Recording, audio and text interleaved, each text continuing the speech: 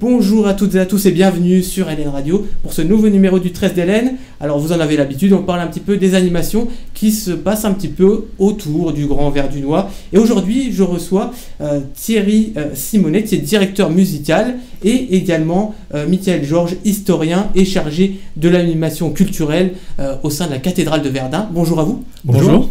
Alors justement, tout l'été, eh bien, ça va s'animer autour de la cathédrale. Il va y avoir beaucoup d'animations. Oui, alors, tout à fait. C'est vrai que on est historien et directeur musical de l'association culturelle de la cathédrale de Verdun, puisque bien évidemment on a un lieu qui est cultuel au départ, destiné à la foi catholique, mais en même temps qui est chargé d'animation culturelle. Et l'association culturelle de la cathédrale de Verdun, alors qu'on va appeler plus communément l'ACCV, c'est sous cet acronyme qu'elle est connue dans le Verdunois, se charge de l'animation de cet édifice depuis maintenant plus de 20 ans, depuis 1989, et elle propose diverses animations, qu'elles soient musicales, culturelles dans le sens le plus large du terme. Et c'est ce qu'on va proposer également cette année. Je laisserai Thierry nous parler tout à l'heure de la partie proprement musicale de la programmation 2015. Mais on a également une saison 2015 et un été en particulier qui va proposer diverses choses au public. Depuis la Nuit des cathédrales qui a eu lieu au mois de mai, où on a pu faire découvrir l'édifice de manière tout à fait novatrice, mais également tout au long de cet été avec une exposition et également plusieurs concerts d'orgue, puisque cette année, la cathédrale fête les 80 ans de sa restauration après-guerre, après la Grande Guerre, et c'est notamment les 80e anniversaire du grand orgue de la cathédrale qui a, lui, été totalement restauré, mais je laisserai Thierry vous en parler davantage. Et puis cela jusqu'aux Journées européennes du patrimoine, au mois de septembre, où nous pourrons proposer au public des visites guidées tout au long de l'été. D'accord, donc tout au long de l'été, on peut venir et on verra différentes expositions, différentes animations. Effectivement, différentes animations. Alors, une exposition en particulier, c'est une des premières fois que ça se passe à la cathédrale. On a une exposition qui a été montée en partenariat avec une autre association qui s'appelle la Sixtine de la Seille. Alors, elle porte bien son surnom puisque c'est une église qui est située à Silny, en Moselle, pas très loin de Pont-à-Mousson, entre Metz et Pont-à-Mousson. Et une église qui a la particularité de présenter des peintures murales tout à fait magnifiques du XVIe siècle, et l'église quasiment tout entière est peinte. Et si nous avons eu la volonté de présenter cette exposition à Verdun, à la cathédrale de Verdun, c'est pour plusieurs raisons. Tout d'abord, la première, c'est parce qu'on a un certain nombre d'éléments qui font référence à la foi qui est censée abriter cette cathédrale, mais en même temps aussi parce qu'on a des éléments de stylistique, de peinture, qui peuvent rapprocher les peintures de l'église murale de l'église de Silny des peintures murales de l'église de Notre-Dame de Verdun, donc de la cathédrale de Verdun. Et on a notamment un jugement dernier qui est situé aujourd'hui dans la crypte de la cathédrale de Verdun, sur le côté droit, qui ressemble beaucoup à un jugement dernier de l'église de Silny. Donc vous pourrez voir un certain nombre de panneaux d'exposition préparés par l'association La Sixtine de la Seille, qui vont faire le lien avec les peintures murales de la cathédrale de Verdun. Donc voilà, tout ça sera exposé dans le vieux chœur de la cathédrale, c'est-à-dire lorsqu'on entre sur la droite, le public pourra découvrir ça, entrer dans le vieux chœur, ce qui est assez rare, généralement on ne peut pas y pénétrer. Donc voilà, ça sera l'occasion de découvrir la cathédrale. La cathédrale autrement. Autrement, tout à fait, voilà. Et puis l'autre possibilité de découvrir la cathédrale autrement, vous parliez d'autres animations, ce sont notamment les visites guidées de la cathédrale. C'est la 4e année consécutive que nous avons le plaisir et la chance de pouvoir organiser des visites guidées gratuites, quasiment tous les jours de l'été, en partenariat avec l'EPIC de Verdun, autrement dit l'ancien office de tourisme de Verdun. Un partenariat qui, je le disais tout à l'heure, a déjà maintenant 4 ans, c'est-à-dire que l'association culturelle de la cathédrale de Verdun a assuré la formation des guides, qui sont tous des guides professionnels encartés de l'office de tourisme et qui ont été formés spécialement pour avoir une connaissance globale de l'édifice.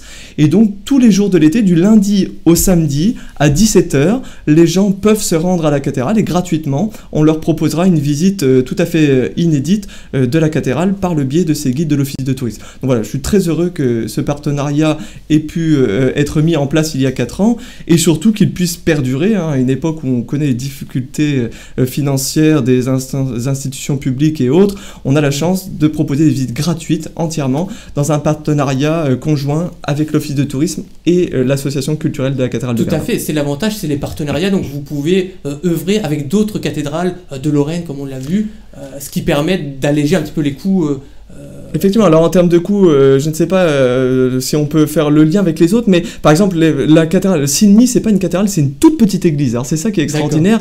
On a une toute petite église rurale de village qui présente des peintures murales dignes effectivement d'une cathédrale. Mais on a surtout des tableaux, des peintures qui sont similaires à celles qu'on peut rencontrer dans la cathédrale de Verdun. Mais par contre, le lien avec les autres cathédrales, elle peut se faire via des ensembles musicaux. Par exemple, on a eu différents ensembles musicaux, des grands orchestres, des ensembles polyphoniques qui se sont déplacés dans les différentes cathédrales de Verdun, de Lorraine. Pardon. De Lorraine, ce qui permet de faire vivre justement chaque cathédrale de Lorraine au fur et à mesure. Exactement, de l'année. Et puis par exemple, cette exposition consacrée à la Sixtine de la Seille, aux peintures murales de l'église de Sydney, eh bien, elle a déjà été présentée dans les autres cathédrales de Lorraine, notamment à Nancy et Toul. Et donc, et Metz, la cathédrale de Metz également. Donc voilà, Verdun complétera. De faire perdurer cela à Verdun. Tout à fait, c'est important parce que on oublie un petit peu trop souvent que dans cette ville à taille modeste aujourd'hui, on a un patrimoine culturel formidable et des ressources, des trésors que parfois les gens locaux ne soupçonnent absolument pas ou presque pas.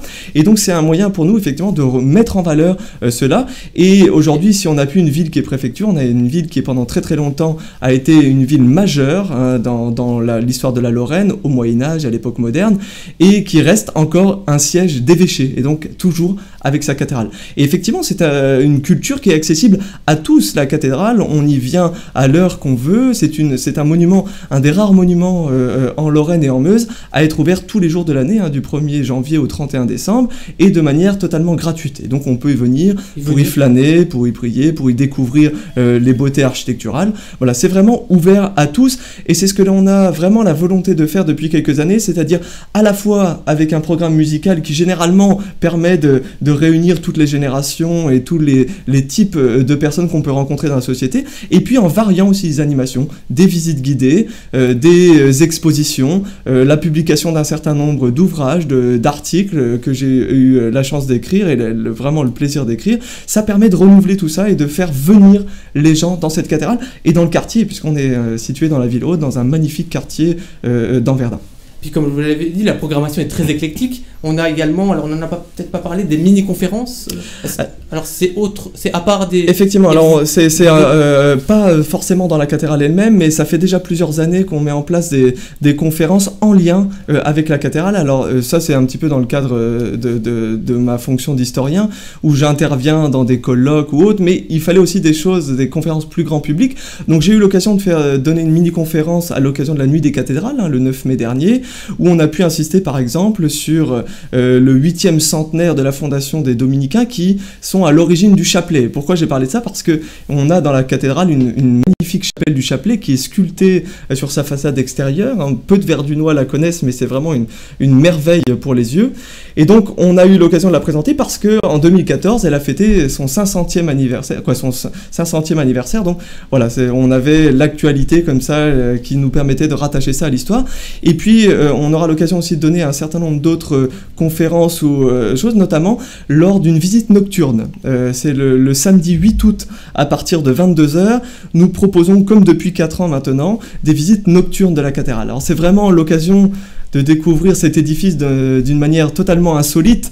On n'a pas l'habitude de pénétrer dans une enceinte aussi grande, dans des murs aussi hauts, la nuit, effectivement. Alors, on n'a pas la possibilité de le faire à la torche, comme ça peut se faire ailleurs, mais on le fait généralement dans un éclairage tout à fait minimaliste, voire totalement éteint, comme ce sera le cas cette année, puisque l'ensemble de l'intérieur de la cathédrale sera plongé dans le noir, et nous proposerons cette année un éclairage par l'extérieur, éclairage des vitraux notamment, puisque comme je vous l'ai indiqué tout à l'heure, nous fêterons cette année les 80 ans de la restauration de la cathédrale après-guerre, et notamment parmi les éléments qui ont été restaurés dans la cathédrale, on a eu les vitraux. L'intégralité des vitraux, sauf un seul, celui du Vieux-Chœur, ont été restaurés après la Grande Guerre, notamment par les maîtres verriers Gruber. Donc ce sera l'occasion pour moi, à travers cette visite, qu'on parle parfois de visite-conférence, visite conférencière, etc., de guider le public au fur et à mesure de la cathédrale, de l'édifice, dans une ambiance lumineuse tout à fait unique. On n'a absolument jamais fait ça. Par le biais des vitraux justement qui vont éclairer. Oui, par les vitraux. Effectivement, les vitraux sont éclairés par l'extérieur. Nous avons un partenariat tout à fait fructueux avec Agora Saint-Jean, cette entreprise du Collège Saint-Jean, avec laquelle nous travaillons depuis plusieurs années et qui nous permet d'éclairer ces vitraux-là. Alors, on a déjà fait des tests pour la Nuit des cathédrales. Ça permet à la fois de les mettre en lumière pour que je puisse les présenter au public, mais en même temps, ça permet d'éclairer la cathédrale avec un jeu de lumière, une palette colorée tout à fait unique, comme on n'a jamais pu voir la cathédrale jusqu'à maintenant. Et puis bien sûr, on ne peut pas voir cela la journée, puisque ça ne se voit que la nuit. Non, effectivement, ça ne se voit que la nuit. Alors, on peut voir les vitraux la journée, mais c'est évident qu'ils ressortiront davantage, puisque tout le reste sera plongé dans le noir. Donc, voilà, on verra vraiment les vitraux, et ce sera l'occasion pour moi de les présenter plus précisément, parce que souvent, on passe en les regardant rapidement, en voyant de belles œuvres d'art, avec des couleurs, des palettes de couleurs tout à fait variées, mais on ne sait pas très bien forcément ce que ça raconte, ces vitraux. Et donc, je vais essayer de présenter ça, puisque les vitraux nous racontent vraiment l'histoire de Verdun depuis le Moyen-Âge jusqu'à nos jours. On a véritablement à travers ces vitraux une leçon d'histoire, non pas seulement sur la cathédrale, mais sur la ville et l'histoire de la ville elle-même. Depuis tous les saints à qui ont été dédiées les chapelles, dans lesquelles se situent ces vitraux, jusqu'aux fondateurs de ces chapelles, tous ceux qui ont financé les vitraux des chapelles. Je pense par exemple à un exemple célèbre, c'est celui qu'on appelle le doyen Vautrecq, que certains Verdunois connaissent, puisque c'est lui notamment qui a fait ériger la belle porte-chaussée que nous connaissons encore aujourd'hui. C'est ce même doyen Vautrecq qui a fait voûter sous ogive, qui a fait devenir la cathédrale qu'on connaît une cathédrale gothique avec des voûtes gothiques, et c'est lui qui a fait voûter notamment le chœur, le grand chœur de la cathédrale au XIVe siècle. Donc voilà, on arrive à travers les vitraux à discerner non seulement l'histoire de la cathédrale, mais aussi l'histoire de la ville, voilà, tout à fait, des habitants de Verdun, puisque on a des gens qui étaient comme lui, c'était le maître échevin de la cité, autrement dit l'ancêtre du maire de Verdun. Donc on a vraiment des personnages majeurs laïcs qui sont présents dans la cathédrale et dont on peut lire l'histoire à travers les vitraux. Alors justement, ça peut être relayé par rapport aussi aux écoles. Est-ce que vous intervenez dans les écoles, etc., en termes historiques? Ça peut être intéressant. Oui, tout à fait. Ça fait plusieurs années, étant moi-même enseignant en histoire, j'ai eu l'occasion d'enseigner au collège, et notamment dans le cadre du programme de 5e, on a tout un chapitre sur le Moyen-Âge, et notamment sur l'architecture au Moyen-Âge. Il faut présenter aux élèves, lorsqu'on est enseignant en 5e, un édifice d'architecture romane et un édifice d'architecture gothique. Et depuis le moment où je me suis intéressé à la cathédrale, j'ai remarqué qu'on a un condensé des deux, et même beaucoup plus. On a un véritable trésor pédagogique avec la cathédrale, puisqu'on peut montrer à la fois une architecture romane, c'est une cathédrale qui est essentiellement romane, mais avec des aménagements gothiques. Et donc ça fait plusieurs années que j'ai eu à cœur de développer ça, et j'ai eu la chance de pouvoir travailler avec plusieurs acteurs de la ville de Verdun, notamment avec le musée de la Princerie et avec les bibliothèques, discothèques de la Codécom de Verdun, puisqu'on a eu l'ambition de présenter des matinées, des demi-journées consacrées au Moyen-Âge de manière générale. Les élèves se rendent dans un premier temps au musée de la Princerie, découvrent ce qui reste matériellement du Moyen-Âge, les statues, les objets de la vie du quotidien, etc., un certain nombre de tombes, on peut voir. Ils vont également à la bibliothèque d'études de Verdun, où sont conservés des magnifiques manuscrits sur parchemin, des manuscrits qui sont parfois plus que millénaires, et des trésors que peu de Verdunois connaissent. Donc ça nous permet de voir le Moyen-Âge à travers ce qu'il nous a laissé vraiment concrètement. Et puis ensuite, ils se rendent à la cathédrale, et comme ça, on a vraiment toute une matinée sur le Moyen-Âge de manière générale, qui généralement plaît beaucoup aux enfants. Donc on a eu l'occasion de le faire avec un certain nombre de collèges du Verdunois, de Thierville, je pense notamment, mais également des collèges plus lointains, de collège d'Argonne, collège de Damvillers. Ces dernières années, voilà, je fais un appel à tous mes collègues enseignants des collèges du Verdunois qui n'hésitent absolument pas. Les visites sont déjà entièrement prêtes, on a des supports pédagogiques qui sont prêts. Tout ça pour amener des publics qui n'ont pas forcément l'habitude de se rendre à la cathédrale. C'est vraiment un moyen de les faire rentrer dans cet édifice majestueux qu'ils ne connaissent pour certains pas du tout, alors qu'ils passent devant parfois très, très souvent. Parce que c'est vrai que ça peut paraître, l'histoire pour les jeunes, c'est vrai que ça peut paraître assez pompeux à la base, mais c'est vrai que pas du tout, comme par exemple les animations que vous proposez, notamment de voir un petit peu la cathédrale de nuit. par l'intermédiaire des vitraux. Voilà, c'est une animation qui peut plaire aux jeunes. Oui, le but c'est de proposer des animations de qualité, mais à un public le plus large possible. Et ça passe par une diversification des animations qui sont données. Alors c'est vrai que je crois, hein, là je laisse la parole peut-être à Thierry pour cela, mais je lui laisserai confirmer ou infirmer mon propos, mais il y a quelques années, on avait une programmation à la cathédrale qui était essentiellement une programmation de musique sacrée. Alors, une musique sacrée de très grande qualité qui faisait venir un public très très large, parfois de très très loin, mais c'est encore le cas aujourd'hui. Mais on a essayé de diversifier davantage à travers les visites guidées, qui sont des visites guidées assez simples, assez rapides, d'1 heure le soir pour les touristes qui viennent sur le champ de bataille et qui parfois n'avaient même pas pensé trouver une cathédrale à Verdun, et donc on va leur permettre de découvrir cette cathédrale. Et puis des visites pour les scolaires, on adapte ça autant qu'on veut, des visites le soir, la journée, la nuit, donc voilà, autant de choses. On va faire par exemple quelque chose prochainement avec le Lions Club de Verdun, où on va accueillir des jeunes de plusieurs dizaines de pays francophones et qui vont découvrir cette cathédrale, puisqu'ils ont une thématique qui concerne le patrimoine comme étant une manifestation du savoir-faire de l'homme. Et donc on va leur faire découvrir cette cathédrale en lien avec les manuscrits de la bibliothèque de Verdun. Donc voilà, autant de tous les moyens qu'on peut trouver et toutes les bonnes volontés qui se présentent à nous, on essaye d'y répondre de la meilleure manière qui soit pour qu'on puisse faire découvrir ce bâtiment à tous. Alors on peut adapter, hein, c'est évident que je ne parle pas de la même façon à un colloque universitaire scientifique que je m'adresse aux enfants lorsque je les reçois. Et je suis absolument convaincu que l'histoire est loin d'être rébarbative, et je crois que les sourires qu'on voit assez régulièrement sur les visages des touristes ou des enfants qui passent prouvent que ça peut être tout à fait abordable. L'histoire est intéressante. Et puis c'est important également de faire perdurer le patrimoine et la cathédrale de Verdun, même parfois je pense aux Verdunois qui parfois n'ont peut-être même jamais mis les pieds à l'intérieur de la Effectivement, cathédrale. Alors ça c'est une question très très complexe, puisqu'on a un bâtiment qui dépend de l'État, hein, qui appartient à l'État depuis la Révolution française, qui est donc entretenu pour sa partie architecturale, extérieure, entretien du mobilier, etc. par l'État. Hein, l'État finance parfois avec de très grosses sommes ce bâtiment qui est plus que millénaire, il faut absolument le rappeler, mais en même temps c'est un bâtiment qui est dédié au culte, et donc qui est mis sous la direction du clergé qu'on dit affectataire, c'est-à-dire le curé, le recteur de la cathédrale, la paroisse de Verdun. Et pour ce qui est de l'animation culturelle, ce ne sont que des bénévoles pour la partie paroissiale également, donc c'est-à-dire qu'on a un bâtiment qui, comme je vous le disais tout à l'heure, est ouvert tous les jours de l'année, du 1er janvier au 31 décembre. Donc c'est l'association qui fait vivre les animations. Effectivement, c'est l'association, hein, uniquement par des bénévoles, grâce également, hein, bien sûr, aux financeurs que sont la ville de Verdun, la Codecom, le Grand Verdun aujourd'hui, le conseil départemental, la région, etc. Tous ces financeurs-là, bien sûr, permettent aux animations, notamment aux musiques, au festival de musique sacrée de la cathédrale de vivre, puisque on a des ensembles de très très grande qualité qui viennent, hein, Thierry en parlera bien mieux que moi tout à l'heure, donc il faut bien sûr tout cela, pour cela des financements. Cela d'autant plus que, comme les visites guidées, comme tout le reste dans la cathédrale, les concerts sont entièrement gratuits. Hein, tout est ouvert à tous. Ouvert à tous, quel que soit le public, tout à fait. C'est vraiment, on veut faire perdurer cette image et véhiculer, voilà, le patrimoine. Exactement, c'est un patrimoine qui a plus que 1000 ans. Hein, la première cathédrale a été installée à cet endroit-là, sans doute dès le 4e siècle, et la cathédrale qu'on a devant les yeux, que l'on foule de nos pieds lorsqu'on y pénètre, c'est une cathédrale qui est des années 990. Alors bien sûr, il y a eu un tas d'aménagements au fur et à mesure des siècles, hein, mais c'est une cathédrale très très ancienne, qui est vraiment un joyau de l'architecture à la fois romane et gothique, et qui mérite d'être mise en valeur. Et c'est probablement aussi parce qu'il y a une programmation aussi variée, des animations aussi diversifiées tout au long de l'année et depuis plus de 25 ans maintenant,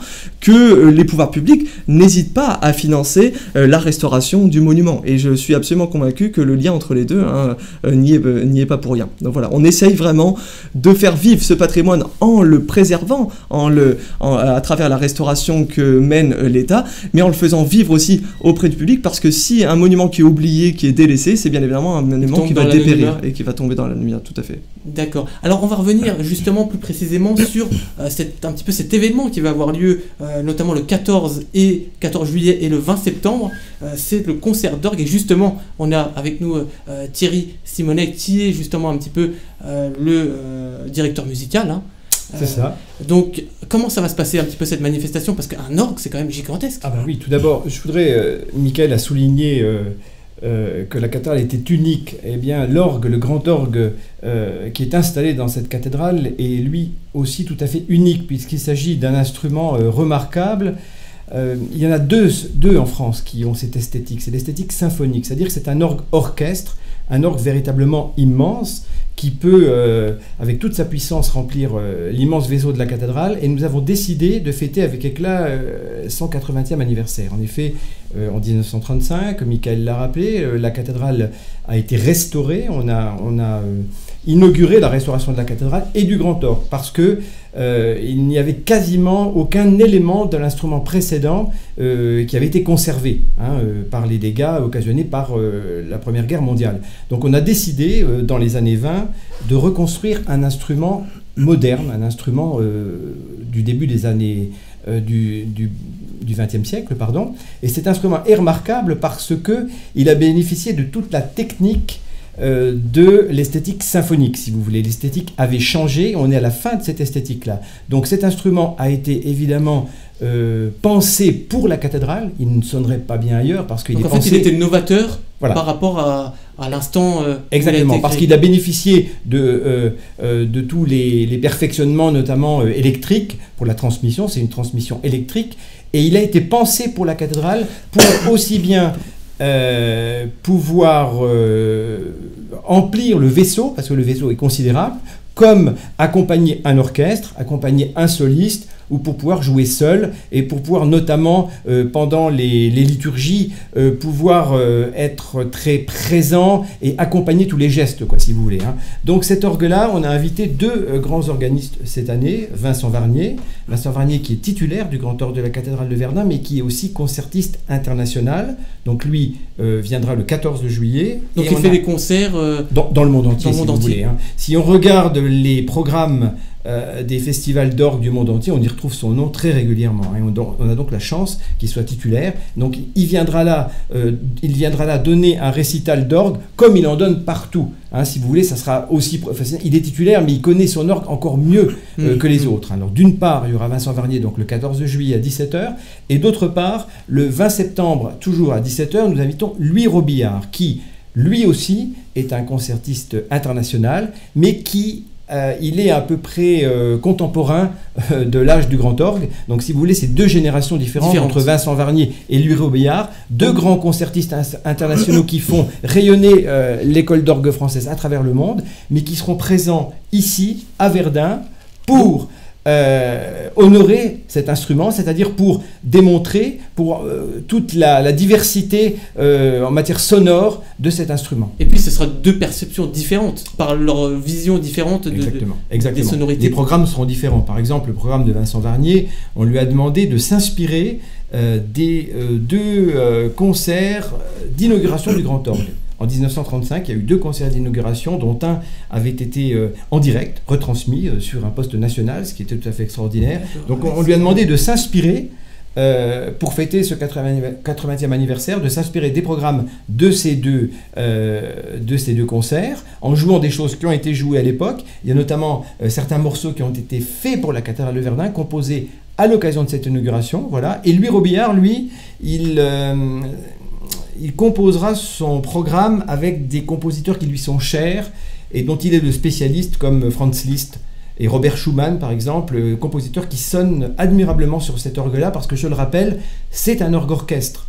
C'est-à-dire que l'organiste a à sa disposition 68 registres. Alors pour ceux qui ne connaissent pas, je ne veux pas être trop technique, mais c'est 68 sonorités. Sonorités différentes. C'est un chef d'orchestre qui a à sa disposition 68 sonorités sur 4 claviers et un pédalier, et avec ça, eh bien, il compose son menu, il fait ses associations, si vous voulez, il travaille beaucoup avec l'acoustique, et c'est ça qui est intéressant, parce que l'orgue, ça peut être très puissant, très sonore, comme très délicat.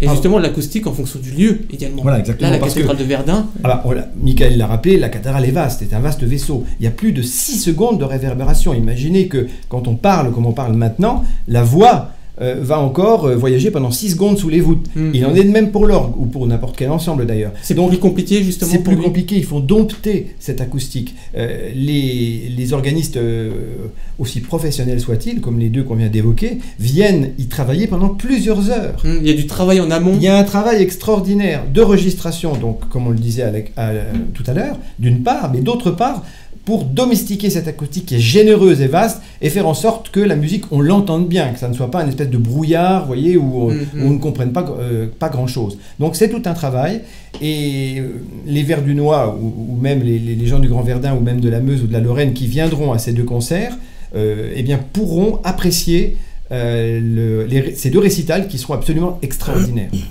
D'accord. Alors cet événement est également totalement gratuit, libre ? Voilà, alors comme le disait Michael, encore une fois, pour que tout le monde puisse y participer, les concerts sont également, et l'ont toujours été, gratuits. Et ouverts à tous. Ouverts à tous, et une particularité aussi, c'est que ces deux événements sont retransmis sur écran géant, avec plusieurs caméras, ce qui fait que le public, qui ne voit pas l'exécutant, pourra voir l'organiste, l'expression du visage, le jeu des pieds, le jeu des mains, le jeu des compositions, etc. On pourra presque voir un petit peu la partition. Exactement. Et c'est vraiment très intéressant. On voit presque quelques éléments de la partition, on voit les repères, on voit... Je sais que le public aime beaucoup cette particularité, et on l'offre à chaque concert, et c'est vraiment un plus. Donc même s'il y a du monde, on pourra quand même visionner par l'intermédiaire...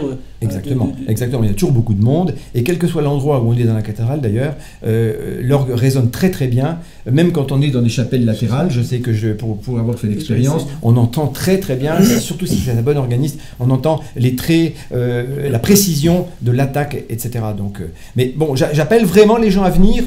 Comme le disait Michael, la cathédrale est parfois méconnue, mais son orgue encore plus. Donc j'appelle les gens à venir, vraiment, n'hésitez pas, c'est un orgue dont on est très fier, qu'on met régulièrement en valeur. Il faut venir célébrer avec nous son 80e anniversaire, et il faut vraiment en parler parce que c'est un bijou, il est unique, et il est apprécié des organistes du monde entier. Les organistes du monde entier le connaissent, l'apprécient, l'écoutent, parce qu'ils ont souvent très envie de venir le jouer, parce qu'ils connaissent sa qualité.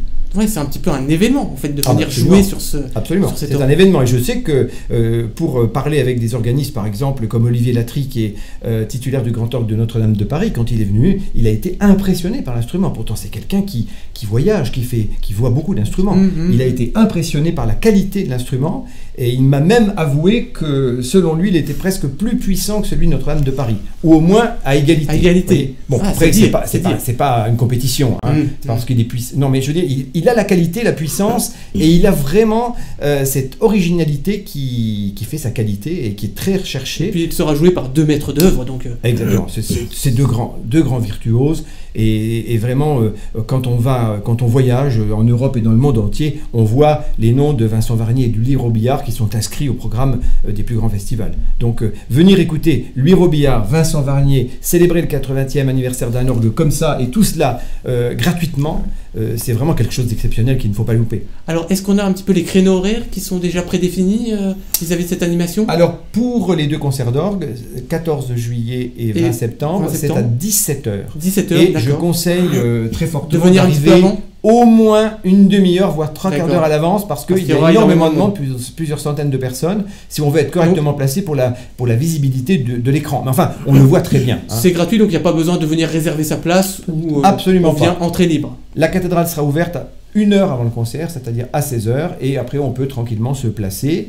Et on peut aussi, une chose qui est aussi intéressante, rencontrer le concertiste à la fin. D'accord. Et venir discuter. C'est tout à fait possible. On l'attend à la descente de l'orgue, et il se prête très volontiers aussi à une séance de dédicace, parce que c'est des gens qui font beaucoup de disques. Et souvent les gens ont des disques et viennent leur demander de dédicacer le disque. Donc ça, ils le font très volontiers, et ils aiment beaucoup, parce que l'organisme, comprenez-vous, c'est difficile pour lui. Il se trouve très, très loin de son public. Il le voit surtout à la cathédrale, et puis souvent il ne le rencontre pas, parce que le temps de ranger ses affaires et de descendre, les gens sont partis. Donc pour lui, c'est vraiment un plus de pouvoir rencontrer son public, de parler avec lui, d'échanger, et de démystifier aussi un petit peu, de voir celui qui vient de nous enchanter et de nous faire plaisir autrement que sur un écran. Parce que c'est vrai qu'on a l'habitude de voir des concerts à la télévision, mais c'est moins percutant, c'est comme un spectacle, c'est plus prenant de le voir en réel. Et puis les chœurs ou l'orchestre symphonique, vous les voyez plus directement, hein, tandis que l'organiste, il est là perché à sa tribune, c'est un peu mystérieux, quoi, si vous voulez. Et ça démystifie le fait de le rencontrer à la fin et puis de parler un peu avec lui et de voir aussi sur l'écran. Et puis de lui poser des questions sur sa manière de jouer. Oh, exactement. Ils aiment beaucoup, comme tout instrumentiste, mais ils aiment beaucoup le contact avec le public, c'est très important pour eux.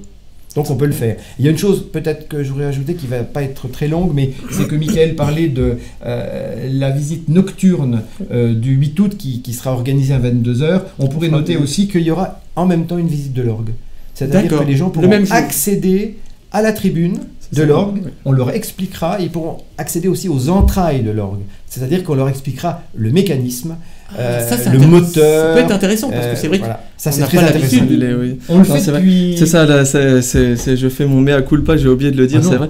Non, c'est vrai parce que étant donné qu'on est dans l'année du 80e anniversaire de la restauration de la cathédrale, l'orgue et les vitraux seront mis en avant en même temps. Et donc à l'occasion de cette visite donc nocturne, le samedi 8 août à partir de 22h, on attend vraiment qu'il fasse le noir le plus complet à l'intérieur de l'édifice. Donc on pourra visiter à la fois les vitraux éclairés par l'extérieur, mais en même temps accéder à l'orgue. Alors c'est par petits groupes, hein, parce que l'accès est difficile, et puis pour pouvoir apprécier vraiment la visite. Mais c'est quelque chose qui est toujours merveilleux, hein. Ça fait quelques fois maintenant qu'on le fait l'été, lors des visites nocturnes. Les gens apprécient parce qu'on ne s'imagine absolument pas ce qu'il y a derrière cette grosse machine, toute la soufflerie, hein, le la système, machination Tout à fait. Alors on peut venir assister par exemple au concert du 14 juillet et ensuite le 8 août accéder à la tribune, et ça c'est quelque chose, c'est un plus parce que on se dit voilà, j'ai entendu l'orgue et maintenant je suis plus près de la machinerie et voilà exactement, et visiter vraiment. Il y a un très beau buffet qui est du XVIIIe siècle.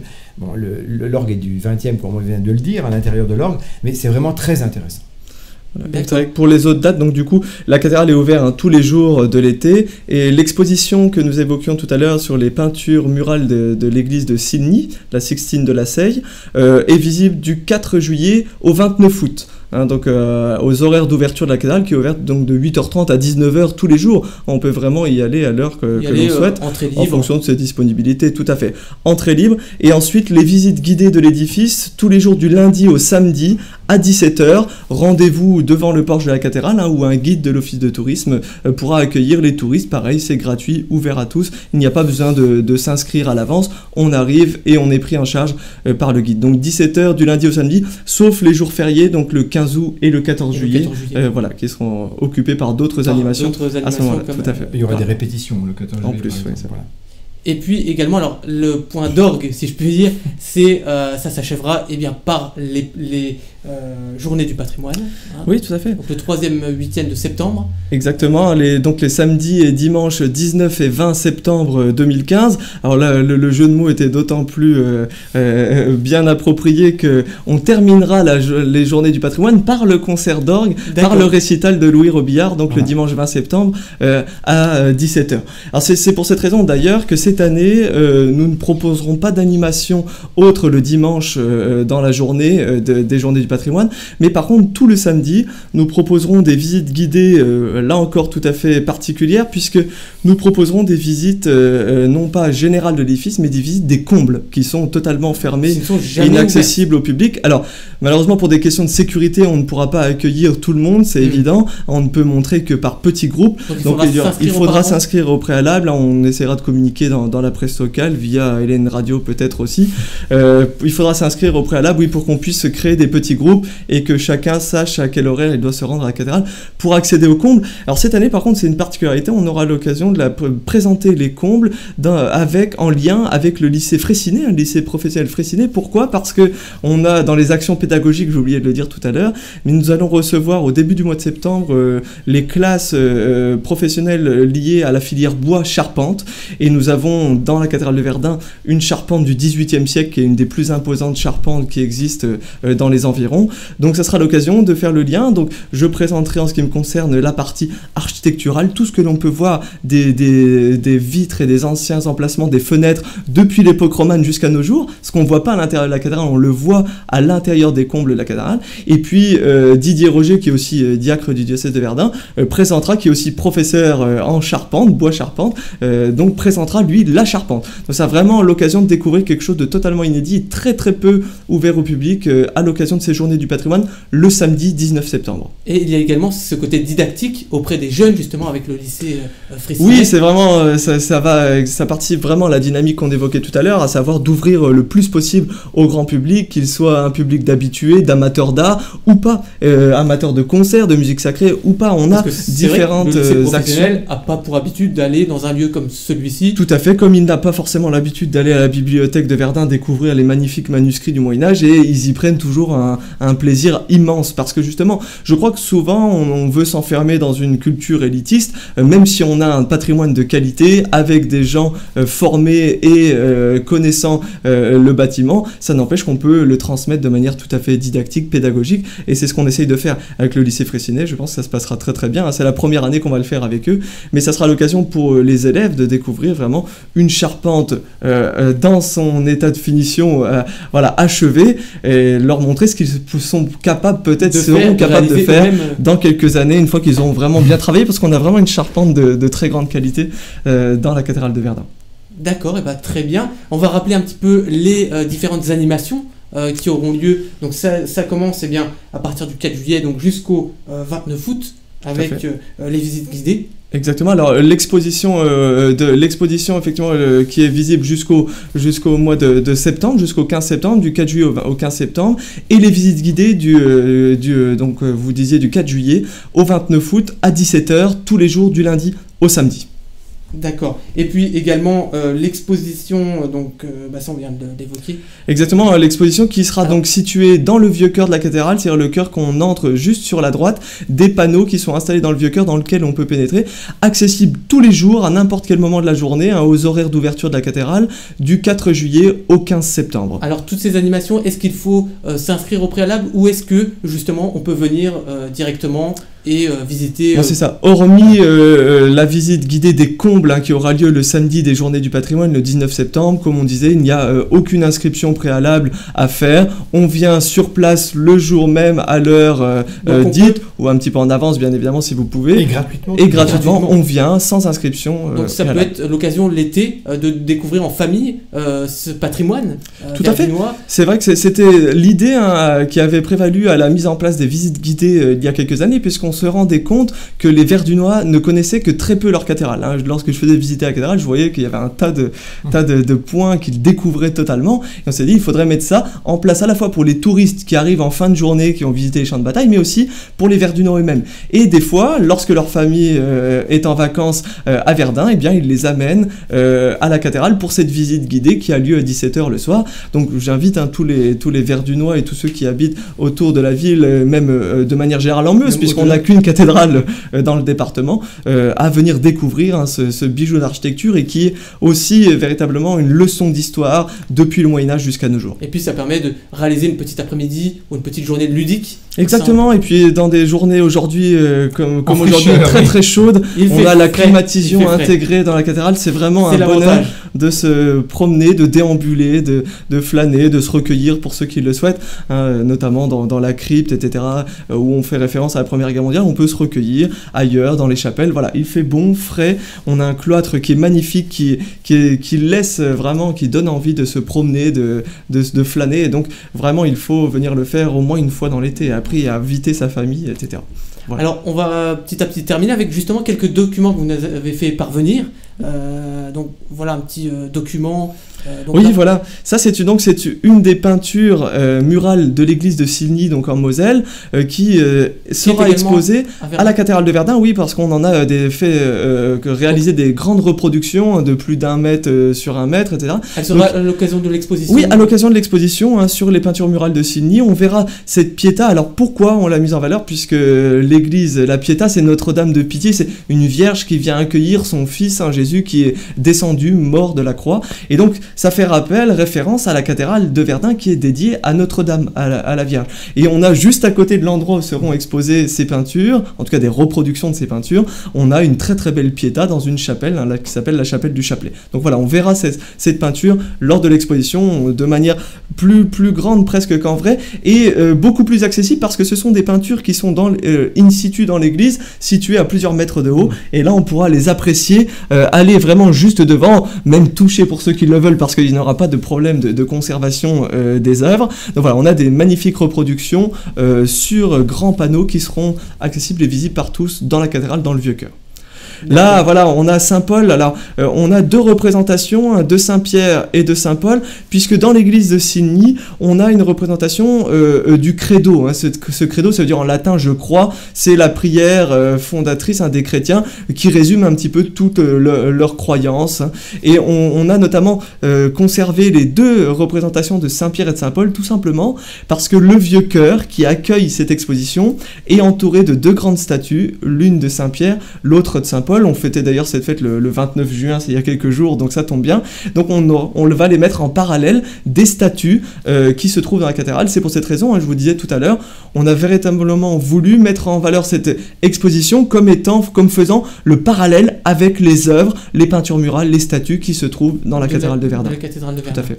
D'accord. Et toutes ces œuvres donc, seront disponibles lors de l'exposition. Exactement. Entre le 4 juillet et le 15 septembre, tout ouvert à tout le monde, tout au long de la journée, de 8h30 à 19h. Et là, cette fois-ci, même du lundi au dimanche, sans discontinuité. D'accord. Eh bien, on donne rendez-vous, en tout cas, à tous nos avec grand plaisir, téléspectateurs et auditeurs à se rendre à la cathédrale de Verdun pour visionner un petit peu toutes ces animations tout au long de l'été qui seront disponibles donc, dans le courant jusque même au mois de septembre. Est-ce qu'il y aura d'autres animations durant la période un peu plus hivernale?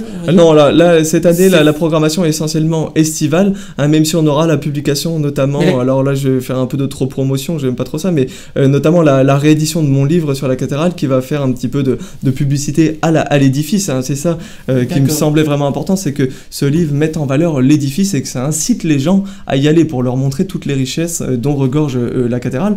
Donc ça sera l'occasion à partir de la rentrée, hein, à partir de la rentrée de septembre, le livre devrait être édité à la fin du mois de septembre, disponible dans toutes les librairies et en commande sur internet sur les grands sites de distribution. Et ça sera l'occasion de remettre en valeur aussi les restaurations de la cathédrale, puisque paraîtra dans le même temps un autre article que j'ai fait publier dans le cadre d'un colloque sur les restaurations de la cathédrale après la Grande Guerre, donc depuis 1918 jusqu'à 1935, toutes les étapes de la restauration jusqu'à la grande inauguration dont nous fêtons le 80e anniversaire cette année. Voilà, pour le reste, ensuite, il y aura sans doute encore des visites guidées, mais ce sont des visites ponctuelles, hein, en fonction de la demande, hein, que si des gens qui seraient intéressés par une visite plus intimiste de la cathédrale, plus détaillée, plus fouillée, même des parties qui sont habituellement fermées au public, n'hésitent pas à s'adresser à la CCV, l'association culturelle de la cathédrale de Verdun. On répondra tout à fait favorablement à leurs demandes. Mais la cathédrale ne sera pas fermée durant la saison hivernale? Absolument pas, elle est ouverte du 1er janvier au 31 décembre, hein, grâce notamment aux bénévoles qui permettent de l'ouvrir, de la fermer, aux salariés de l'association diocésaine de Verdun, qui permettent qu'elle soit accessible tout au long de l'année sans discontinuité. Il y a vraiment, voilà, c'est un des rares édifices monuments historiques en Meuse, peut-être même le seul, à être ouvert en continu tout au long de l'année. Est-ce qu'on peut intervenir justement au sein de votre association si on est également passionné d'histoire ou... Alors effectivement, je pense qu'on a déjà beaucoup. Alors il y a un petit noyau dur, j'allais dire, conseil d'administration, effectivement, de bénévoles, chacun ayant ses domaines de compétences. Vous avez remarqué que même si je suis mélomane, je ne suis absolument pas connaisseur en termes de musical. Donc voilà, Thierry est le directeur musical, il s'occupe de toute cette partie-là. En ce qui me concerne, c'est la partie historique, l'histoire du monument, de l'architecture, les visites guidées. Et puis on a des personnes qui travaillent à la communication, notre président Michel Collet, et puis il y a un tas d'autres bénévoles qui interviennent plus ponctuellement pour la gestion des concerts, puisqu'on a plusieurs centaines de personnes qui affluent, donc il faut organiser la cathédrale, la mettre en place, il faut gérer les questions de sécurité, etc. Donc voilà, on a bien évidemment beaucoup de personnes qui interviennent, mais toutes les bonnes volontés seront sans doute les bienvenues. Justement, je voudrais ajouter une chose, l'année prochaine, évidemment pour l'année 2016, pour le centenaire de la bataille de Verdun, nous sommes en train de construire un programme assez important et je voudrais faire appel aux bonnes volontés, s'il y a des bonnes Ah, des volontés qui bénévoles. veulent Donc là, voilà, on nous vous contacte. rejoindre, et bien c'est toujours possible d'étoffer l'équipe parce que nous allons avoir une programmation riche, assez importante, avec des concerts ambitieux, plusieurs Dans le cadre centaines, donc, du centenaire. voilà, plusieurs centaines d'exécutants, des chœurs, des ensembles symphoniques. Donc il est toujours intéressant de venir donner un coup de main parce que c'est une organisation qui est assez lourde. Parce qu'on le voit là, la programmation est déjà très très riche cet été. Mais alors l'été prochain, je pense que... Ça fait, On ça l'a fait construit plus de déjà, 25 ans oui. qu'elle est très riche, mais là, forcément, ça va être important. Alors, il y avait déjà eu le 90e anniversaire de la bataille de Verdun qui avait vu venir Barbara Hendricks, par exemple. Hendricks, voilà, on avait l'orchestre de Paris, vous voyez, des choses d'orchestre de Paris qui est très important. Donc l'année prochaine, on aura ça va être à quelque peu chose près d'audacieux. l'équivalent. On aura Ouais, c'est pas l'orchestre de Paris, il est venu il y a 10 ans, mais là, on aura des ensembles aussi importants que ça. Un symphonique, c'est-à-dire l'équivalent de 110 musiciens sur un plateau. Donc c'est quelque chose d'important. Donc ça nécessite une logistique importante et toute bonne volonté finalement. D'accord. Donc on peut directement vous contacter par le biais de l'association. Exactement. Tout à fait. Avec grand plaisir. C'est ça, vous avez nos coordonnées, je pense qu'elles pourront être peut-être ajoutées soit sur le site de LN Radio, soit on les trouve assez facilement dans un moteur de recherche. Voilà. Donc ACCV, Association culturelle de la cathédrale de Verdun, n'hésitez pas à nous contacter, soit par téléphone, soit par mail, nous vous accueillerons avec grand plaisir. Sur Internet, il y a un site Internet où on peut vous Alors non, il n'y a pas de site internet dédié, c'est à l'étude, parce que ça a bien évidemment un coût de mise en place, et puis il faudrait pouvoir gérer. Malheureusement, non, mais on a un tas de choses qui sont accessibles, et puis il y a une adresse mail dédiée avec un nom de domaine tout à fait attitré, donc qui peuvent permettre aux gens de nous contacter facilement. Voilà. Après, pour ce qui est de la programmation, on intervient surtout au niveau des médias locaux pour faire connaître, diffuser au maximum la programmation. Voilà. Et puis tout est disponible assez facilement. Via un moteur de recherche, on peut trouver facilement, même s'il n'y a pas de site dédié malheureusement. D'accord. Donc en tout cas, on se rendra au moins à une des manifestations. Je pense qu'il y a de quoi faire, il y a de quoi faire en tous les cas. Voilà, vous avez le choix, effectivement. Il y a le choix, de très belles animations et originales en plus. Exactement, on peut venir à tout, on peut venir simplement au concert, on peut venir simplement aux visites en fonction de ses disponibilités, de ses goûts. Le but étant justement d'ouvrir au maximum la cathédrale, et puis les gens peuvent venir aussi en dehors des animations. La cathédrale est ouverte, ils pourront tout à fait la découvrir avec grand plaisir. Ce magnifique édifice millénaire. Et puis il y aura toujours quelqu'un pour nous accueillir. Alors on continue pas vraiment, parce que c'est un édifice qui est ouvert, entretenu par les bénévoles, mais qui ne peuvent pas malheureusement être en continu. Mais généralement il y a quand même toujours quelqu'un qui connaît un petit peu l'édifice, au moins l'après-midi c'est sûr, et notamment les visites guidées assurées par les guides, tous les jours à 17h du lundi au samedi. Ça devrait permettre quand même aux curieux et amateurs d'art de découvrir ce bâtiment avec tous les détails, mais en même temps une grande ouverture et une grande pédagogie. C'est vraiment intéressant de découvrir ce bâtiment. D'accord, très bien. En tout cas, on se donnera rendez-vous à l'une des manifestations qui démarre maintenant. C'est quasiment à partir Exactement, à partir des samedis, du 4 juillet, tout à fait. Il y a la possibilité d'aller à ces expositions et gratuitement. Donc on le rappelle, à la cathédrale de Verdun, donc tout l'été, et ce jusqu'à mi-septembre, on va dire, même si la cathédrale restera ouverte. Au-delà, mais pour ces expositions et ces manifestations, en tous les cas, ça sera jusqu'à la mi-septembre, à l'occasion des journées du patrimoine qui viendront en clôture. Très bien, et merci beaucoup. Merci de nous avoir reçus. Et vous revenez bien sûr quand vous voulez pour intervenir pour différentes manifestations autour de la cathédrale de Verdun. Avec grand plaisir, merci beaucoup. Merci beaucoup en tous les cas.